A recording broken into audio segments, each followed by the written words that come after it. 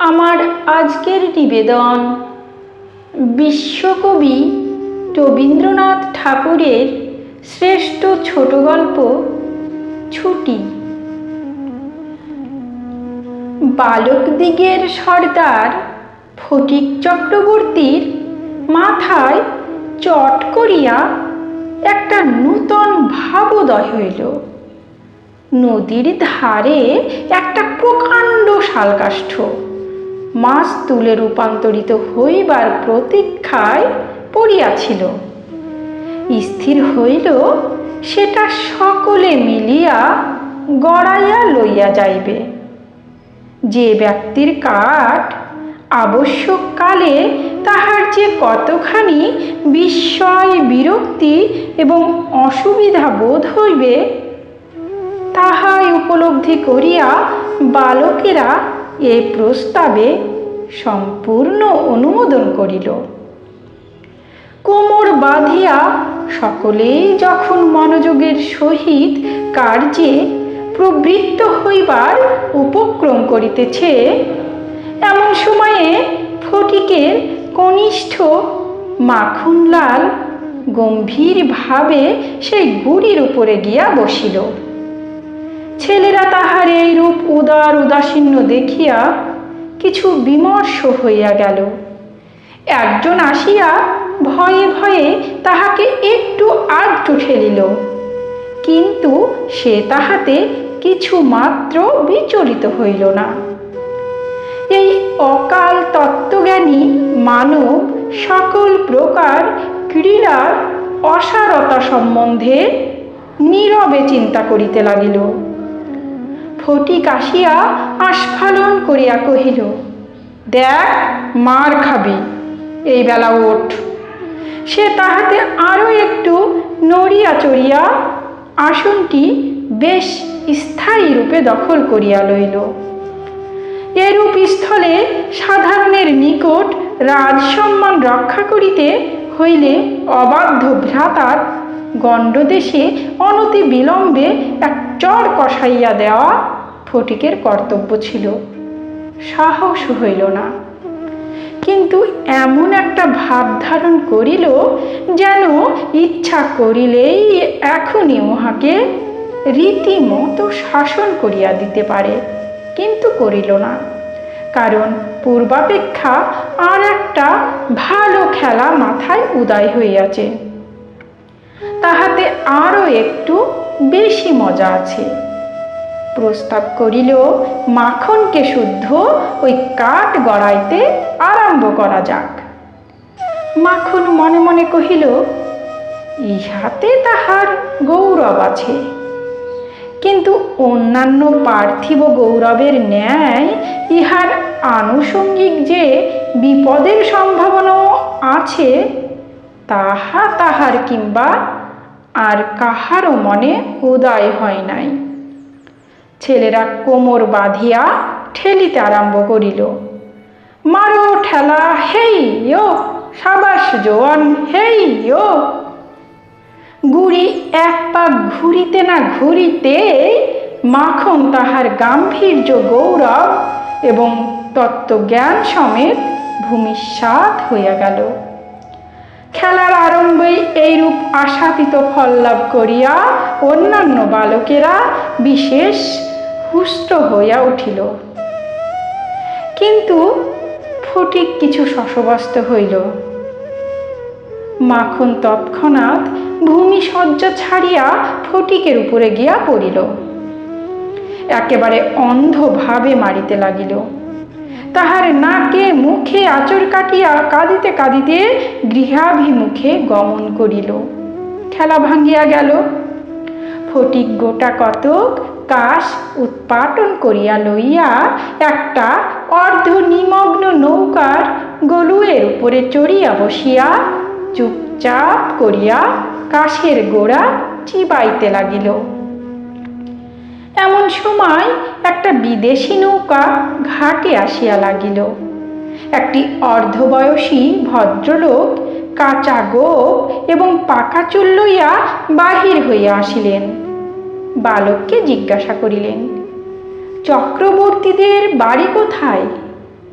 বালক ডাঁটা চিবাইতে চিবাইতে কহিল, ওই হোথা। কিন্তু কোন দিক যে নির্দেশ করিল কাহারও বুঝিবার সাধ্য রহিল না। ভদ্রলোকটি আবার জিজ্ঞাসা করিলেন, কোথা? সে বলিল, জানি নে, বলিয়া পূর্ববৎ তৃণমূল হইতে রস গ্রহণে প্রবৃত্ত হইল। বাবুটি তখন অন্য লোকের সাহায্য অবলম্বন করিয়া চক্রবর্তীদের গৃহের সন্ধানে চলিলেন। অবিলম্বে বাঘাবাগদি আসিয়া কহিল, ফটিক দাদা, মা ডাকছে। ফটিক কহিল, যাব না। বাঘা তাহাকে বলপূর্বক আরকোলা করিয়া তুলিয়া লইয়া গেল। ফটিক নিষ্ফল আক্রোশে হাত পা ছুড়িতে লাগিল। ফটিককে দেখিবা মাত্র তাহার মা অগ্নিমূর্তি হইয়া কহিলেন, আবার তুই মাখনকে মেরেছিস? ফটিক কহিল, না, মারিনি। ফের মিথ্যে কথা বলছিস? কখনো মারিনি, মাখনকে জিজ্ঞাসা করো। মাখনকে প্রশ্ন করাতে মাখন আপনার পূর্ব নালিশের সমর্থন করিয়া বলিল, হ্যাঁ, মেরেছে। তখন আর ফটিকের সহ্য হইল না।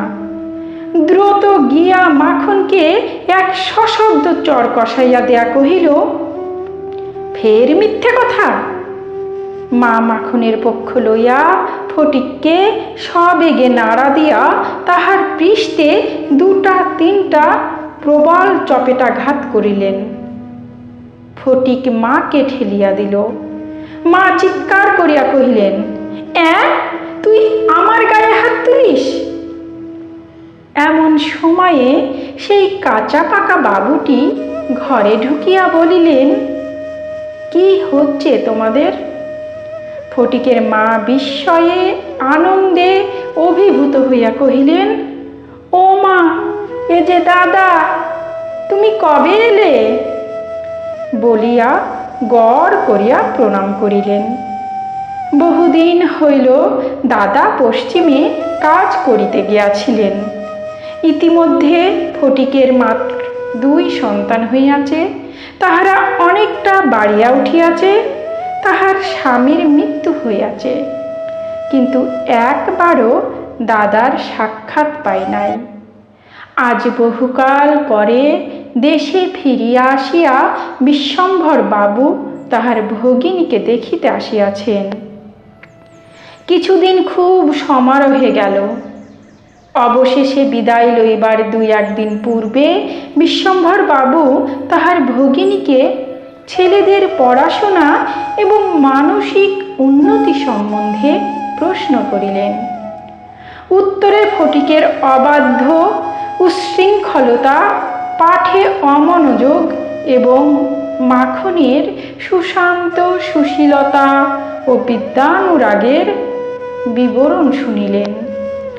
তাহার ভগিনী কহিলেন, ফটিক আমার হাড় জ্বালাতন করিয়াছে।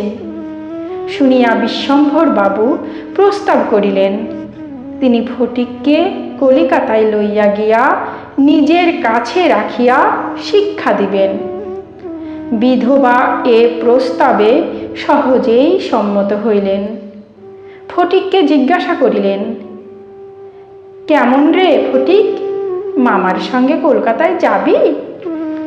ফটিক লাফাইয়া উঠিয়া বলিল, যাব। যদিও ফটিককে বিদায় করিতে তাহার মায়ের আপত্তি ছিল না, কারণ তাহার মনে সর্বদাই আশঙ্কা ছিল কোন দিন সে মাখনকে জলেই ফেলিয়া দেয়, কি মাথা ফাটাইয়া দেয়া একটা দুর্ঘটনা ঘটায়।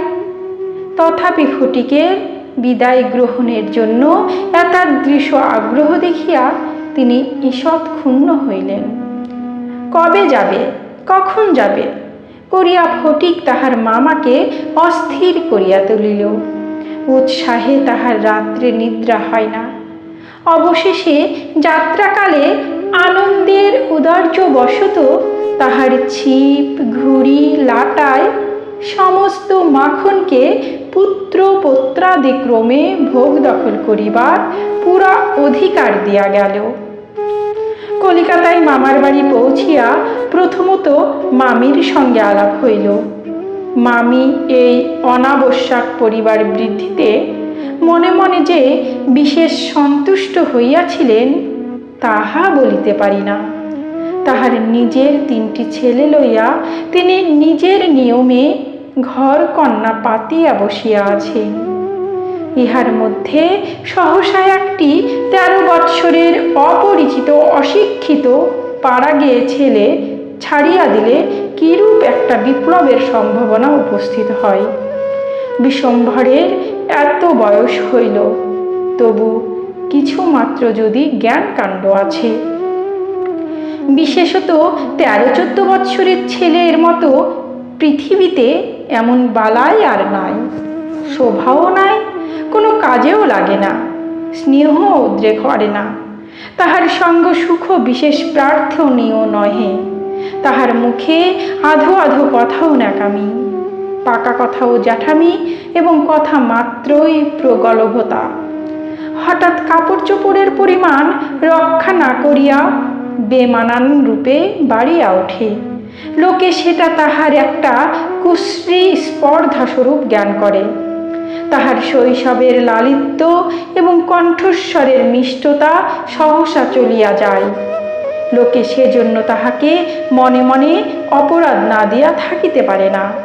শৈশব এবং যৌবনের অনেক দোষ মাপ করা যায়, কিন্তু এই সময়ের কোনো স্বাভাবিক অনিবার্য ত্রুটিও যেন অসহ্য বোধ হয়। সেও সর্বদা মনে মনে বুঝিতে পারে পৃথিবীর কোথাও সে ঠিক খাপ খাইতেছে না। এই জন্য আপনার অস্তিত্ব সম্বন্ধে সর্বদা লজ্জিত ও ক্ষমা প্রার্থী হইয়া থাকে। অথচ এই বয়সেই স্নেহের জন্য কিঞ্চিত অতিরিক্ত কাতরতা মনে জন্মায়। এই সময়ে যদি সে কোনো সহৃদয় ব্যক্তির নিকট হইতে স্নেহ কিংবা সখ্য লাভ করিতে পারে, তবে তাহার নিকট আত্মবিকৃত হইয়া থাকে, কিন্তু তাহাকে স্নেহ করিতে কেহ সাহস করে না, কারণ সেটা সাধারণে প্রশ্রয় বলিয়া মনে করে। সুতরাং তাহার চেহারা এবং ভাবখানা অনেকটা প্রভুহীন পথের কুকুরের মতো হইয়া যায়। অতএব এমন অবস্থায় মাতৃভবন ছাড়া আর কোনো অপরিচিত স্থান বালকের পক্ষে নরক। চারিদিকের স্নেহশূন্য বিরাগ তাহাকে পদে পদে কাটার মতো বিধে। এই বয়সে সাধারণত নারী জাতিকে কোনো এক শ্রেষ্ঠ স্বর্গলোকের দুর্লভ জীব বলিয়া মনে ধারণা হইতে আরম্ভ হয়।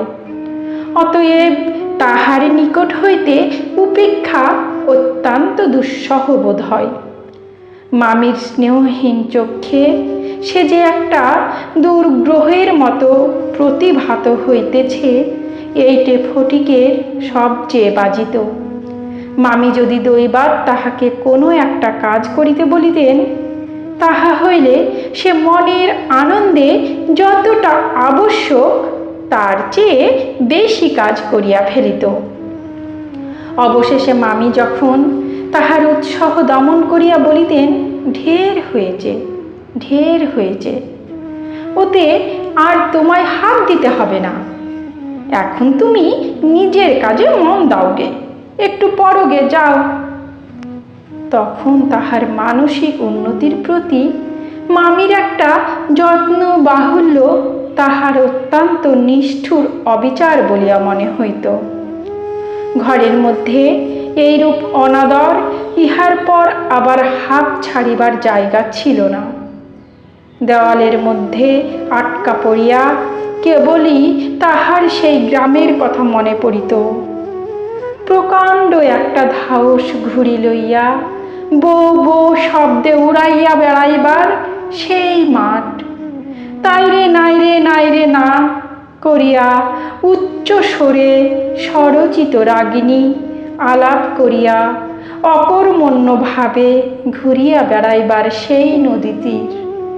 দিনের মধ্যে যখন তখন ঝাঁপ দিয়া পড়িয়া সাঁতার কাটিবার সেই সংকীর্ণ স্রোতস্বিনী, সেই সব দলবল, উপদ্রব, স্বাধীনতা এবং সর্বোপরি সেই অত্যাচারিণী অবিচারিণী মা অহর্নিশি তাহার নিরুপায় চিত্তকে আকর্ষণ করিত। জন্তুর মতো এক প্রকার অবুঝ ভালোবাসা, কেবল একটা কাছে যাইবার অন্ধ ইচ্ছা, কেবল একটা না দেখিয়া অব্যক্ত ব্যাকুলতা, গোধূলি সময়ের মাতৃহীন বৎসরের মতো কেবল একটা আন্তরিক মা মা ক্রন্দন। সেই লজ্জিত, শঙ্কিত, শীর্ণ, দীর্ঘ, অসুন্দর বালকের অন্তরে কেবলই আলোড়িত হইত।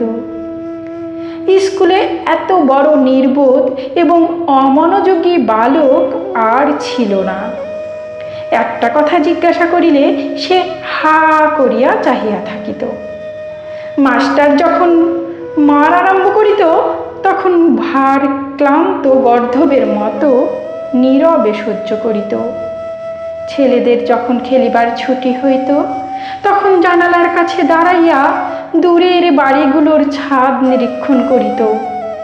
যখন সেই দ্বিপ্রহর রৌদ্রে কোনো একটা ছাদে দুটি একটি ছেলে মেয়ে কিছু একটা খেলার ছলে ক্ষণিকের জন্য দেখা দিয়া যাইত, তখন তাহার চিত্ত অধীর হইয়া উঠিত।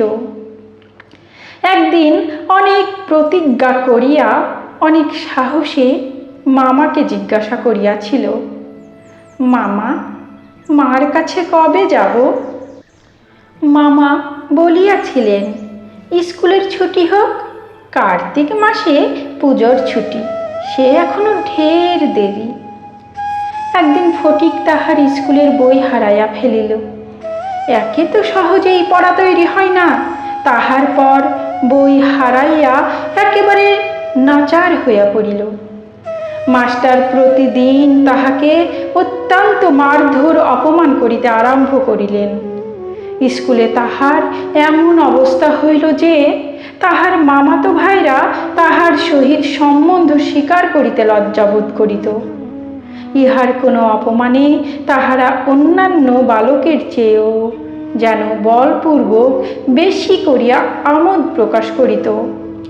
অসহ্য বোধ হওয়াতে একদিন ফটিক তাহার মামির কাছে নিতান্ত অপরাধীর মতো গিয়া কহিল, বই হারিয়ে ফেলেছি। মামি অধরের দুই প্রান্তে বিরক্তির রেখা অঙ্কিত করিয়া বলিলেন, বেশ করেছ, আমি তোমাকে মাসের মধ্যে 5 বার করে বই কিনে দিতে পারিনি। ফটিক আর কিছু না বলিয়া চলিয়া আসিল। সে যে পরের পয়সা নষ্ট করিতেছে এই মনে করিয়া তাহার মায়ের উপর অত্যন্ত অভিমান উপস্থিত হইল। নিজের হীনতা এবং দৈন্য তাহাকে মাটির সহিত মিশাইয়া ফেলিল। স্কুল হইতে ফিরিয়া সেই রাত্রে তাহার মাথা ব্যথা করিতে লাগিল এবং গা শিরশির করিয়া আসিল। বুঝিতে পারিল তাহার জ্বর আসিতেছে। বুঝিতে পারিল ব্যায়াম বাধাইলে তাহার মামির প্রতি অত্যন্ত অনর্থক উপদ্রব করা হইবে। মামি এই ব্যায়ামটাকে যে কিরূপ একটা অকারণ অনাবশ্যক জ্বালাতনের স্বরূপ দেখিবে তাহা সে স্পষ্ট উপলব্ধি করিতে পারিল।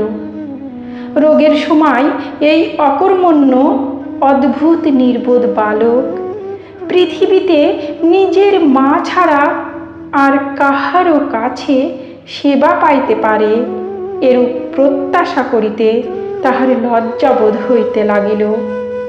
পরদিন প্রাতকালে ফটিককে আর দেখা গেল না।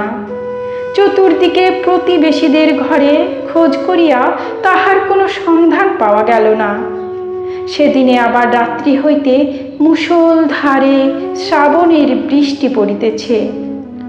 সুতরাং তাহার খোঁজ করিতে লোকজনকে অনর্থক অনেক ভিজিতে হইল। অবশেষে কোথাও না পাইয়া বিশ্বম্ভর বাবু পুলিশে খবর দিলেন। সমস্ত দিনের পর সন্ধ্যার সময় একটা গাড়ি আসিয়া বিশ্বম্ভর বাবুর বাড়ির সম্মুখে দাঁড়াইল। তখনও ঝুপ ঝুপ করিয়া অবিশ্রাম বৃষ্টি পড়িতেছে। রাস্তায় 1 হাঁটু জল দাঁড়াইয়া গিয়াছে। 2 জন পুলিশের লোক গাড়ি হইতে ফটিককে ধরাধরি করিয়া নামাইয়া বিশ্বম্ভর বাবুর নিকট উপস্থিত করিল। তাহার আপাদ মস্তক ভিজা, সর্বাঙ্গে কাদা, মুখ চক্ষু লোহিত বর্ণ, থরথর করিয়া কাঁপিতেছে। বিশ্বম্ভর বাবু প্রায় কোলে করিয়া তাহাকে অন্তপুরে লইয়া গেলেন। মামি তাহাকে দেখিয়াই বলিয়া উঠিলেন, কেন বাপু, পরের ছেলেকে নিয়ে কেন এ কর্মভোগ? দাও, ওকে বাড়ি পাঠিয়ে দাও। বাস্তবিক সমস্ত দিন দুশ্চিন্তায় তাহার ভালো রূপ আহারাদি হয় নাই, এবং নিজের ছেলেদের সহিত না হোক অনেক খিটমিট করিয়াছেন। ফটিক কাঁদিয়া উঠিয়া কহিল, আমি মার কাছে যাচ্ছিলুম, আমাকে ফিরিয়া এনেছে। বালকের জ্বর অত্যন্ত বাড়িয়া উঠিল। সমস্ত রাত্রি প্রলাপ বকিতে লাগিল। বিশ্বম্ভর বাবু চিকিৎসক লইয়া আনিলেন। ফটিক তাহার রক্তবর্ণ চক্ষু একবার উন্মিলিত করিয়া কড়ি কাঠের দিকে হতবুদ্ধি ভাবে তাকাইয়া কহিল, মামা, আমার ছুটি হয়েছে কি?